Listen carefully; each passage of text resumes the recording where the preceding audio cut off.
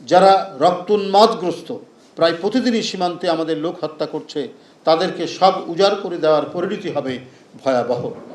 দেশের মানুষ জানে যে শেখ হাসিনা অনেক গোপন চুক্তি করেছেন, এখন সেই চুক্তিগুলির স্বরূপ প্রকাশিত হতে শুরু করেছে। আর সেজন্যই বাংলাদেশের বুকের উপর দিয়ে রেলওয়ে নেটওয়ার্ক স্থাপন করতে দিয়ে শেখ হাসিনা গোপন চুক্তিকেই এখন দিনের আলোতে নিয়ে আসছেন। জনগণের মতামত ছাড়াই শেখ হাসিনা নিজের অহংকে বাস্তবায়িত করতে দেশের ভেতর দিয়ে রেলপথ নির্মাণের অনুমতি দিচ্ছেন শুধুমাত্র নিজের অবৈধ ক্ষমতার নিরাপত্তা নিশ্চিত করতে, কারণ তিনি ভোটারবিহীন ডামি নির্বাচনের প্রধানমন্ত্রী।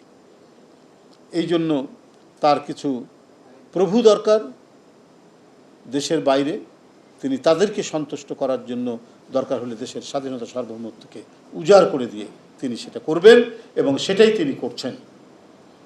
সাংবাদিক ভাই ও বোনেরা, ব্যাপক বেকারত্ব, চরম মূল্যস্ফীতি, জাতীয় রিজার্ভের ভয়াবহ পতন, কঠিন ডলার সংকট, বিপুল পরিমাণ খেলাপি ঋণ এবং ব্যাংকগুলো খালি হয়ে যাওয়া, জ্বালানির নিশ্চয়তা ছাড়া একের পর এক ভাড়াভিত্তিক বিদ্যুৎ উৎপাদন কেন্দ্র নির্মাণ, হাজার হাজার কোটি টাকার ভর্তুকি, দেশের অর্থনীতির কোমর ভেঙে গেছে।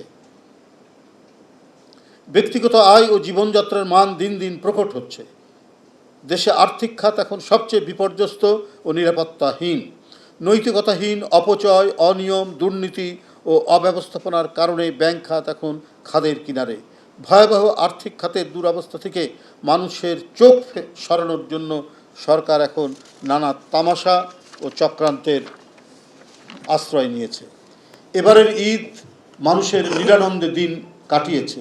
গরুর হাটে কেনাকাটা ছিল কম। ব্যাংক থেকে ঋণ নিয়ে গরু খামারিরা গরু বিক্রি করতে না পেরে চরম দেনাগ্রস্ত হয়ে পড়েছে, কারণ মানুষের হাতে টাকা নেই।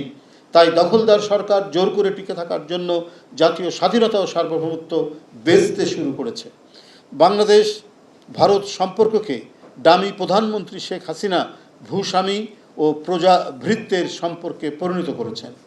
যারা রক্তোন্মাদগ্রস্ত প্রায় প্রতিদিনই সীমান্তে আমাদের লোক হত্যা করছে, তাদেরকে সব উজাড় করে দেওয়ার পরিণতি হবে ভয়াবহ। শেখ হাসিনা বাংলাদেশের জনগণকে হতভাগ্য শ্রীগালের সান্ত্বনার মতো পরিস্থিতিতে দিন কাটাতে সবক দিচ্ছেন। আপনার মনে আছে, শ্রীগাল যেমন আঙ্গুর না পেয়ে আঙ্গুর ফল টক বলে সান্ত্বনা পেয়েছিল, ঠিক শেখ হাসিনাও যে আমরা সিঙ্গাপুরের পর্যায়ে চলে গেছি, আমরা ইউরোপের পর্যায়ে চলে গেছি, আবার এটাতেও যখন কিছু কাজ হচ্ছে না তখন বলছে আমরা সিঙ্গাপুরকেও ছাড়িয়ে গেছি, আমরা কানাডাকেও ছাড়িয়ে গেছি। এইভাবে দারিদ্রতা ক্লিষ্ট জনগণকে, চরম আয় বৈষম্যের শিকার সীমিত আয়ের মানুষকে তিনি সেই শ্রীগালের সান্ত্বনা সবক দিচ্ছেন। কিন্তু তাতেও যে কিছু কাজ হচ্ছে না, এই কারণেই শেখ হাসিনা জনগণের উপরেই চরম বিরক্ত, জনগণের উপরেই তিনি খুব ক্ষুব্ধ।